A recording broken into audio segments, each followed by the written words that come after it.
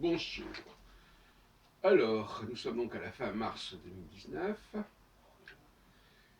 et je dirais traiter d'un certain nombre de sujets. Alors le premier, ce sera, donc je rappelle que ce soir nous avons un café philo McDo à 22h30 au McDonald's Hôtel de Ville à Paris. Tout le monde est invité, c'est au sous-sol. Alors, je voudrais commencer par une petite réflexion un peu comme ça, dérisoire, sur les téléphones portables.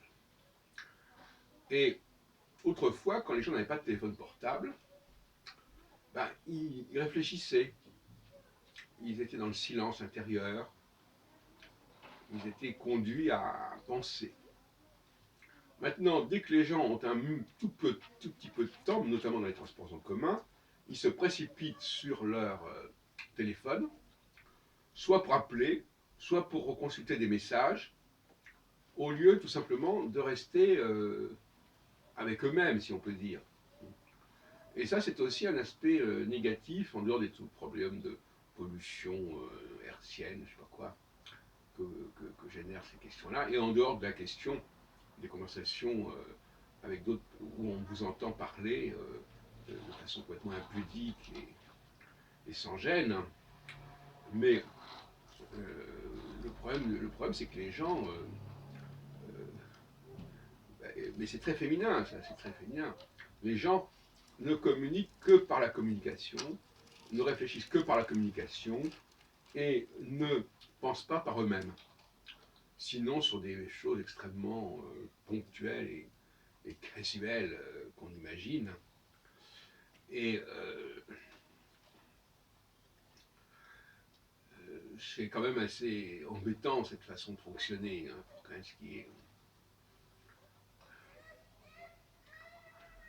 Et puis, plus généralement, je dois reconnaître que pour le sociologue, le psychosociologue, c'est intéressant, c'est cette façon qu'ont les gens de parler haute voix, parce qu'avant, on n'entrait pas dans l'intimité des gens comme ça.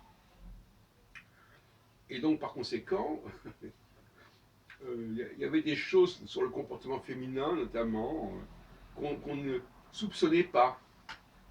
Parce que souvent les gens étaient entre eux, et puis bon, on n'avait pas accès à cette intimité de la personne.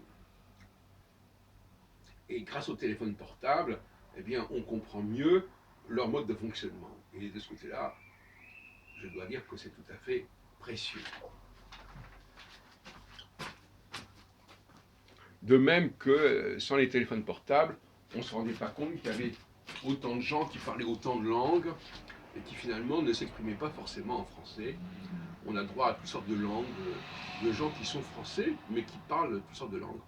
Donc c'est extrêmement révélateur, le téléphone portable.